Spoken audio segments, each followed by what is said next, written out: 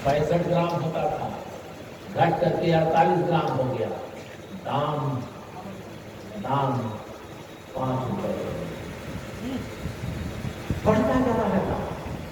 ये अंधेर नगरी चौपट राजा, टके से भागी और टके से भाजा। मेहनत मशक्कत करके खेत मजदूर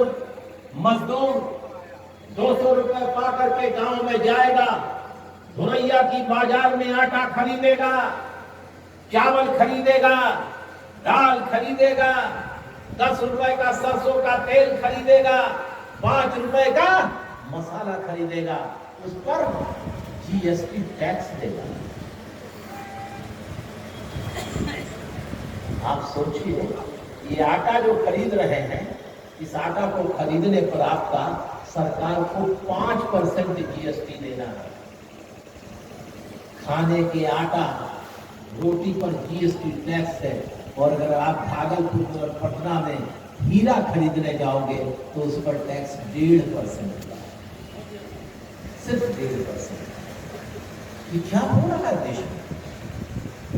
ये हालात अगर ज्यादा दिन चलते रहेंगे तो जन सेवा दल के कार्यकर्ताओं संगठित हो, जो हिंदू और मुसलमान पर लड़ाई लड़ाने की कोशिश करते हैं, उनके खिलाफ तैयार हो और सर फोड़ दो उनका, जो हीरे पर टैक्स नहीं देते। बराबरी की लड़ाई, नए भारत को बनाने की लड़ाई, आर्थिक असमानता के खिलाफ लड़ाई, नए सवेरे को लाने की लड़ाई। कांग्रेस पार्टी, भारतीय कम्युनिस्ट पार्टी, और घरों में जब हम थे ना, हम जब थे मजबूत थे पार्लियामेंट में, असेंबली में, जब शत्रुघ्न प्रसाद सिंह जी पार्लियामेंट में थे, जब इंद्रजीत गुप्ता जी इसी धोरैया में आए थे गृह मंत्री की हैसियत से, अवधेश राय जी, ओम प्रकाश जी, तब किसी की हिम्मत नहीं होती थी कि सड़क पे चलते हुए दिन दहाड़े आदमी को काट, मॉब लिंचिंग धर्म के नाम पर। कम्युनिस्ट पार्टी कमजोर हुई, वो संविधान कमजोर कर रहे हैं। अरे किसका संविधान, कैसा संविधान? एक बात याद रखना, जिस देश में धर्म की बुनियाद पर सरकारें चला करती हैं, वो जालिम सरकारें। पाकिस्तान में जियाउल हक ने अपने 11 साल के शासनकाल में, आजादी के बाद पाकिस्तान इस्लामिक राष्ट्र नहीं हुआ, उसके 30 साल बाद जियाउल हक ने, जनरल जियाउल हक, जब वहां राष्ट्रपति बने, फौज का शासन हो गया, तो उन्होंने पाकिस्तान को इस्लामिक राज्य बना दिया।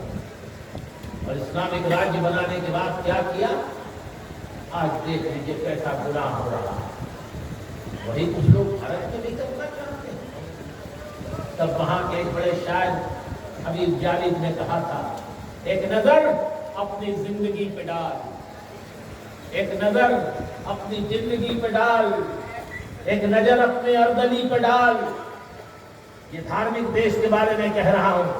एक नजर अपनी जिंदगी पे डाल, मोदी जी, एक नजर अपनी जिंदगी पे डाल।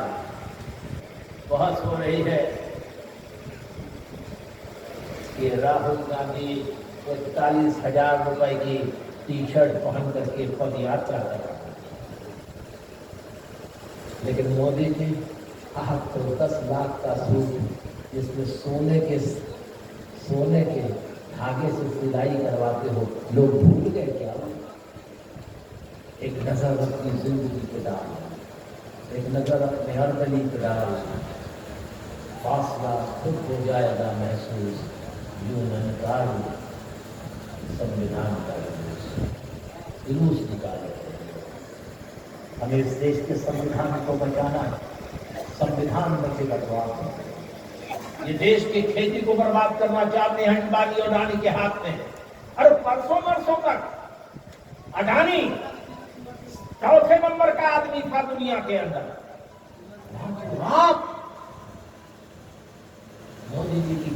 वो नंबर 2 पर पहुंच गया है, दुनिया का सबसे पैसे वाला। 11 बंदरगाह भारत के हमारे आपके पैसे से बने, 17 बंदरगाह बेच दिए मोदी जी ने अडानी के हाथ में। 11 हवाई अड्डे बेच दिए, रेलवे के किनारे की जमीनें सब बेच रहे हैं। पहले रेलवे की जमीन बेची नहीं बेचने की इजाजत थी, सिर्फ 5 साल के लिए पट्टा देने की थी। 7 सितंबर को प्रधानमंत्री जी ने कैबिनेट की बैठक में अब 35 साल के लिए रेलवे की जमीन दे दी है। पहले 6% टैक्स था, अब उसको घटाकर 1.5% कर दिया। मैं देख रहा हूँ आप काफी घंटे देख रहे हैं घड़ी, लेकिन मेरी आदत है, मैं क्या करूं, मैं ऐसी जगह पर बोलने से बड़ा परेशान हो जाता हूं। बेताब आत्माओं के बीच में बोलते हुए बड़ी परेशानी होने लगती है। मैं बंद कर रहा हूं 2 मिनट। मैं बोलने में बहुत साफ गोई से बोलता हूं, घबराता नहीं, क्योंकि मैं किसी पद, किसी स्थान, किसी चीज का लोलुप नहीं हूं, मेहनत करके काम करता हूं। इसलिए मैं कह रहा हूं कि इस देश के किसानों की जमीन पर कब्जा होने वाला है। मजदूर तो तबाह हो गए, निकाले जा रहे हैं, छटनी, बेगारी, तालाबंदी, बर्बादी का रास्ता। एक के बाद एक बैंक बेचे जा रहे हैं, एक के बाद एक सार्वजनिक क्षेत्र बेचे जा रहे हैं, उद्योग बेचे जा रहे हैं, रेल बेचा जा रहा, खेल बेचा रहा। कल को एनटीपीसी का गांव बिक जाएगा। परमानेंट नौकरी अब नहीं है, वहां संविदा की नौकरी, सरकारी नौकरियों में जगह नहीं है। ऐ नौजवान दोस्तों, कहां फंसे हो? ऐ बुजुर्गों, जरा अपने बेटों को समझाओ, लड़ाई नहीं लड़ोगे तो जिंदगी बदलेगी नहीं। ये कटरीना कैफ को देख करके तुम्हारी जिंदगी नहीं बदलेगी, समझे? ये हीरोइनों को देख करके और खूब चिपकी हुई पैंट एकदम नीचे तक पहनकर बांधने से तुम्हारी जिंदगी में कोई परिवर्तन नहीं आने वाला है। इसलिए मुटका डंडा और ललका झंडा उठा, मुटका डंडा और ललका झंडा उठाकर ऐ बांका के लोगों, साथी संजय यादव के साथ खड़े हो।